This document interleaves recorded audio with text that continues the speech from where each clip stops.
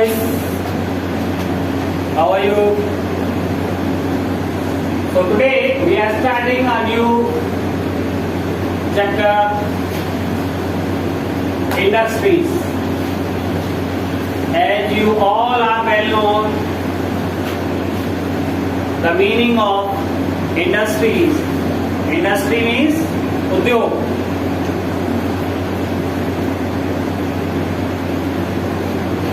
Have you ever given a thought to the fact that the notebook you use for writing has come to you after a long process of manufacturing? जब भी आपकी school start होते हैं सबसे पहले आपके पास books आती हैं, नोटबुक्स आती हैं। अगर हम बुक्स या नोटबुक्स की बात कर लें तो ये आपके पास आ जाती हैं। कभी आप लोगों के दिमाग में ये वाली बात आई है कि ये नोटबुक जो हमारे हाथ में आई है आखिर ये किस प्रोसेस के थ्रू तैयार होकर के हम तक पहुंची है? अगर इस प्रोसेस की स्टार्टिंग लाइन की बात करें, कोई भी नोटबुक बनने के लिए सबसे पहले जो आपके हाथ में नोटबुक है, पेपर है, वो हिस्सा होता है किसी पेड़ का। एक पास एक ट्री। फिर क्या होता है? It was cut down and transported to pulp mill. Tree काटा से ट्रांसपोर्ट करके कहां पहुंचा दिया? पल्प मिल में पहुंचा दिया। उसके बाद क्या होता है? There the wood of the tree was processed and converted into pulp. वहां पे वो जो ट्री है उसको प्रोसेस करके पल्प के रूप में ट्रांसफॉर्म कर दिया गया। उसके बाद क्या हुआ? उसके बाद नेक्स्ट स्टेप आता है the wood pulp was mixed with chemicals and finally change into paper by machine. उसमें कुछ केमिकल मिला के उसको ट्रांसफॉर्म कर दिया जाता है काई में? पेपर। अब केवल पेपर बनने से तो नोटबुक नहीं बनेगी। अब पेपर को कहां पहुंचाया जाएगा? This paper found its way to the press. ठीक है, जहां पे इसकी छपाई और कटाई होगी। Where ink made from chemical was used to print the lines on the page. तो केमिकल युक्त इंक का उपयोग किया जाता है ताकि उस पेपर पर लाइनें बनाई जा सकें। The paper was then bound in the form of notebook. फिर उस पेपर को नोटबुक के रूप में बांध दिया जाता है, सिल दिया जाता है, स्टेपल कर दिया जाता है। तब जाकर के आपकी नोटबुक बनती है। Then it packed and sent to the market for sale, from where your parents purchase that and provides you.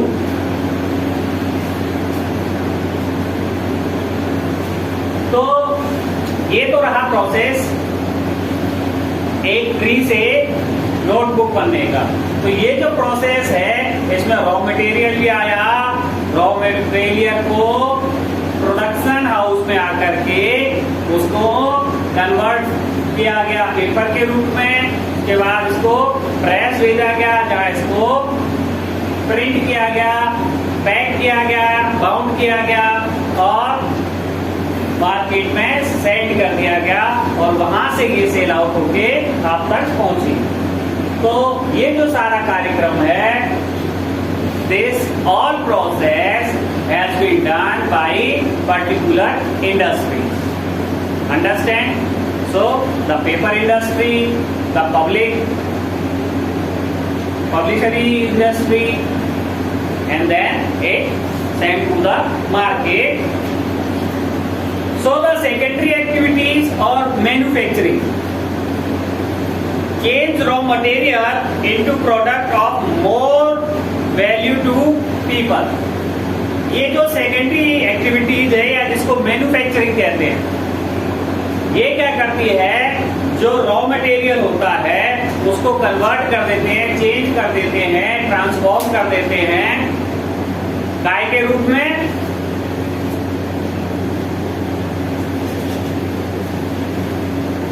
आपके लिए और ज्यादा उपयोगी वस्तु के रूप में, तब वो आपके उपयोग में आ पाती है। As you have seen, pulp was changed into paper and paper into a notebook। जैसा कि अभी आपने देखा कि पल्प को पेपर के रूप में कन्वर्ट कर दिया गया और पेपर को नोटबुक के रूप में कन्वर्ट किया गया, और उसके बाद these represent the two stages of the manufacturing process। तो ये आपके दो स्टेप बताए काय के? मैन्युफैक्चरिंग प्रोसेस के। The paper made from pulp and cloth made from cotton. यही स्थिति कॉटन से कपड़ा बनाने की प्रक्रिया में होती है। So have had value added to them at each stage of the manufacturing process. In this way, the finished product has more value and utility than the raw material that is made from। तो बात ये आती है कि ये जो आगे के जो मैन्युफैक्चरिंग यूनिट्स होती हैं, जो इंडस्ट्रीज होती हैं, ये किसी भी रॉ मटेरियल को और ज्यादा उपयोगी बना देती हैं, उसे और ज्यादा कीमती भी बना देती हैं, और वो बहुत सारे कामों में उपयोग के लिए लिया जाता है। तो सबसे पहली बात आती है इंडस्ट्री हम पढ़ रहे हैं, तो what is industry? Define industry. What do you know about industry? Explain about industry। कैसे भी पूछा जाए आपसे तो आंसर आपका आएगा industry refer to an economic activity. Industry क्या है? एक आर्थिक कार्यकलाप है that is concern with production of goods, जो कि संबंधित होता है किसी भी सामान के उत्पादन से। समझ गए? कोई भी सामान उत्पादित करने के लिए, बनाने के लिए जो आर्थिक रूप से समावेश करके जो काम होते हैं, जो काम किया जाता है, जो कार्यकलाप किया जाता है, जो प्रोसेस किया जाता है, वो क्या कहलाता है? इंडस्ट्री कहलाता है। जैसे कि एक्सट्रैक्शन ऑफ मिनरल्स, चाहे मिनरल्स को निकालना हो, और प्रोविजन ऑफ सर्विसेज, चाहे कोई किसी प्रकार की सर्विस प्रदान करनी हो। Thus we have iron and steel industry, production of goods. जैसे कि हमारे पास आयरन या स्टील इंडस्ट्रीज हैं, ये क्या करती हैं? ये मिनरल से गुड्स बनाती हैं, मिनरल्स को कन्वर्ट करती है काय में? गुड्स में। तो ये कौन सी इंडस्ट्री है? आयरन और स्टील इंडस्ट्री। ऐसे ही coal mining industry, extraction of coil.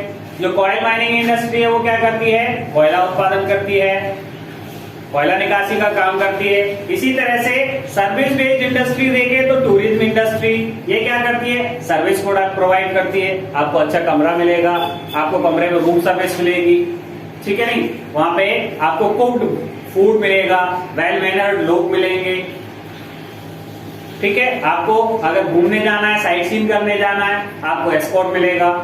किसी पर्टिकुलर मॉन्यूमेंट पर अगर आप घूमना चाहते हैं, उसके बारे में विस्तृत जानकारी जानना चाहते हैं, if you want to know more about any monument in detail, then there is a guide for you that provide you a services. He has the total knowledge of that particular monument and he is provide you that service so that you can understand more about that particular monument. So now next step is classification of industries। अब industries भी कई प्रकार की होती हैं। कितने प्रकार की होती हैं? 3 प्रकार की होती है। There are 3 types of classification of industries. और ये कौन कौन सी होती हैं? पहली, इसको क्लासिफाइड किया जाता है रॉ मटेरियल। दूसरा, इसको क्लासिफाइड किया जाता है साइज के रूप में, और तीसरा ओनरशिप के रूप में। तो there are 3 main classification of industries. First is raw material based industries. Raw material based industries में अगर हम जानना चाहें तो इंडस्ट्रीज में बी एग्रो बेस्ड और मिनरल बेस्ड और मरीन बेस्ड। इसमें भी 3 तरह की होती है रॉ मटेरियल इंडस्ट्री में। पहली होती है एग्रो बेस्ड, दूसरी होती है मिनरल बेस्ड, तीसरी होती है मरीन बेस्ड और इसमें चौथी और होती है वो होती है फॉरेस्ट बेस्ड इंडस्ट्री। ठीक है, ये 4 क्लासिफिकेशन है काय के रॉ मटेरियल इंडस्ट्रीज के। ठीक है, इंडस्ट्री के 3 क्लासिफिकेशन, पहला रॉ मटेरियल, दूसरा साइज, तीसरा ओनरशिप। और रॉ मटेरियल के भी 4 पार्ट, 4 तरीके की होती है इंडस्ट्री। पहली होती है एग्रो बेस्ड इंडस्ट्री, दूसरी होती है मिनरल बेस्ड इंडस्ट्री, तीसरी होती है मरीन बेस्ड इंडस्ट्री और चौथी होती है फॉरेस्ट बेस्ड इंडस्ट्री।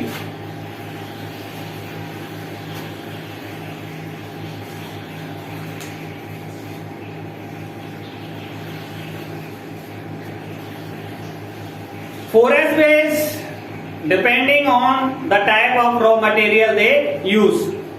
So पहली बात अगर हम करें, पहली बात agro based industry. What is agro based industry? Use plant and animal based products as their raw material like food processing, vegetable oil, cotton textile, dairy products and leather industries are example of agro based industry. तो ये agro based industry है, इसके अंतर्गत क्या होता है, plant से या जानवरों से जो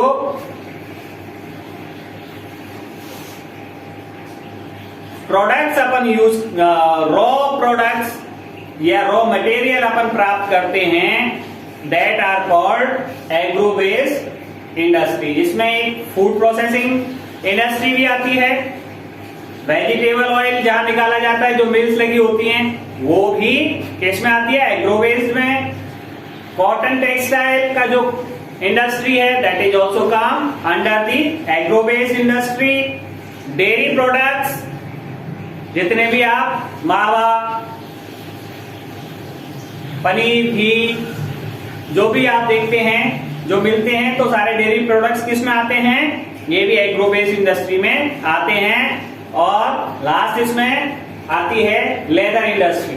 लेदर इज ऑल्सो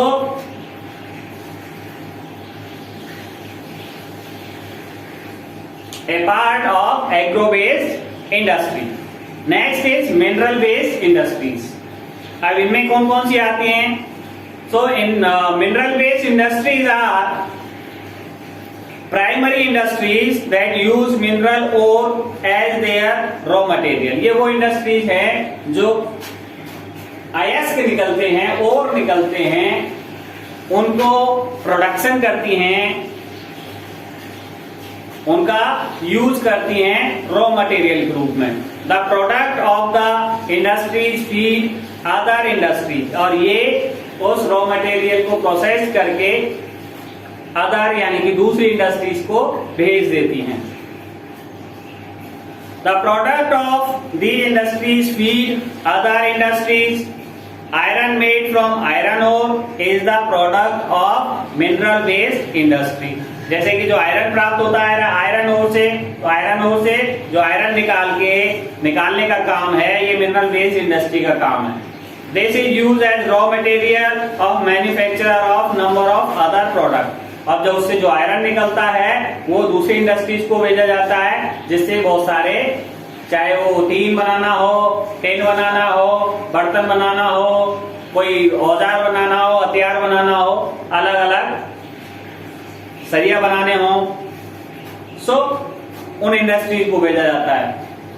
तो इनमें आती हैं heavy machinery, building material and railway coaches. इस तरह के अलग अलग काम में वो रॉ मटेरियल जो प्रोसेस करके भेजा है वो आता है। तो ये होती है मिनरल बेस्ड इंडस्ट्रीज। तीसरी आ गई marine based industries, use product from the सी।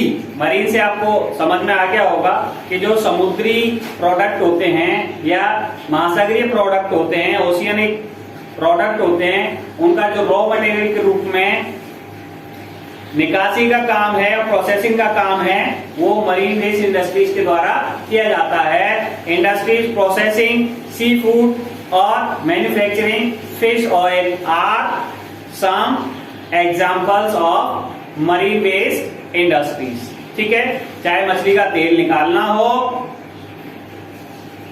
या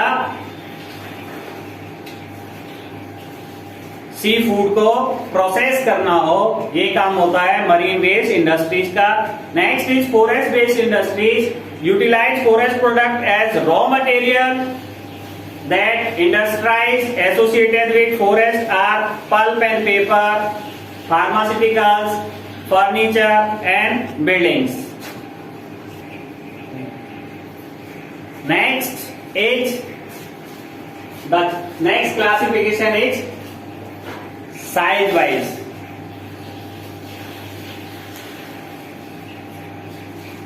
So it is refers to the amount of the capital invested, number of the people employed and the volume of the production. Industries को size के हिसाब से भी classify किया जा सकता है।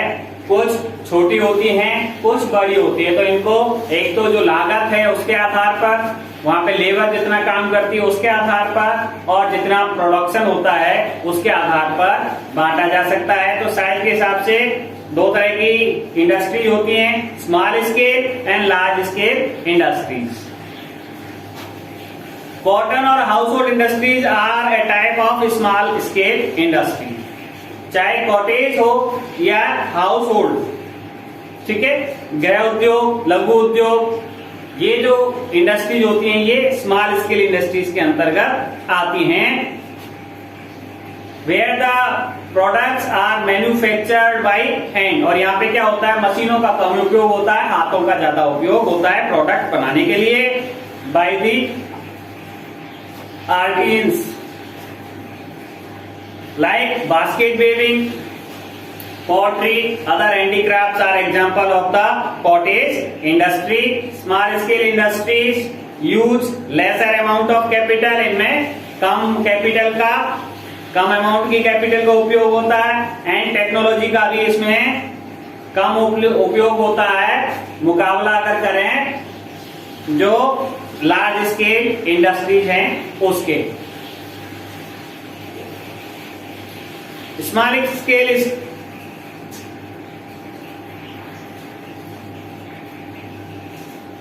that produce large volume of the product. So small scale industries use lesser amount of capital and technology as compared to large scale industries that produce large volume of product. Investment and capital is higher and technology use is superior in large scale industries like silk weaving and food processing industries are small scale industries. Production of automobile and heavy machinery are large scale industries. आज हमको car manufacturing करनी हो, motor bike बनानी हो, या हमें iron की rods बनानी हो, गाटर्स बनानी हो, ये सारी चीजें छोटे पैमाने पर घर के अंदर या कॉटेज के अंदर नहीं की जा सकती। इनके लिए बड़ा सेटअप चाहिए, ज्यादा कैपिटल चाहिए, ज्यादा लेबर चाहिए और हाईटेक मशीनरीज चाहिए। तो उसके लिए ये लार्ज स्केल पर बनाई जा सकती है इंडस्ट्री, तो इसी को अपन क्या बोलेंगे, लार्ज स्केल इंडस्ट्री। तो ये डिफरेंस हो गया इसमें स्मॉल स्केल इंडस्ट्री और लार्ज स्केल इंडस्ट्री जो, तो ये साइज के हिसाब से हमने कैटेगराइज कर दिया। तीसरा, हम ओनरशिप के बेसिस पर भी इनको कैटेगराइज कर सकते हैं। तो industries can be classified into private sector, state own और public sector, joint sector and cooperative sector. तो हम इनको कैटेगराइज कर सकते हैं ओनरशिप के आधार पर, या तो प्राइवेट सेक्टर होगा, या स्टेट ओन हो, राजकीय हो, या पब्लिक सेक्टर जिसको बोलते हैं, एक ही बात है। इसके अलावा जॉइंट सेक्टर भी हो सकता है, प्राइवेट पब्लिक पीपी बोर्ड, ठीक है। और इसके अलावा कोऑपरेटिव सेक्टर भी हो सकता है, कुछ लोगों का भागीदारी लेकर के उसको प्राइवेट तौर पर या सरकारी तौर पर भी चलाया जा सकता है। तो इस तरह से कैटेगराइज हो जाता है। Private sector industries are owned and operated by individual और a group of individual. The public sector industries are owned and operated by government such as Hindustan Aeronautic Limited, HAL। आज अगर आप सुन रहे होंगे नए नए जो टेक्नोलॉजी यूज की जा रही हैं HAL के द्वारा, बहुत सारे अब तो हवाई जहाज से लेके छोटे से छोटे इक्विपमेंट HAL द्वारा मैन्युफैक्चरिंग किए जा रहे हैं। इसके अलावा steel authority of India limited, ये भी। इसके अलावा अगर देखें joint sector industries are owned and operated by the state and individual और ए ग्रुप ऑफ इंडिविजुअल। कोई बिजनेसमैन सरकार के साथ भागीदारी करके कोई सेक्टर चलाता है, कोई इंडस्ट्री चलाता है, तो उसको हम बोलेंगे ज्वाइंट सेक्टर इंडस्ट्री। जैसे कि Maruti Udyog limited is an example of joint sector industry. Corporate sector industries are owned and operated by the producer और supplier. So the cooperative sector is the industry which I told you, that is the industry owned and operated by the producer or supplier of raw material or workers, or both workers and the supplier or the producer। तो ये दोनों मिलकर के workers भी या supplier या जितने supplier हैं वो मिलकर एक दूसरे के कोऑपरेशन से जिस इंडस्ट्री को चलाते हैं, that is called cooperative industry. Understand?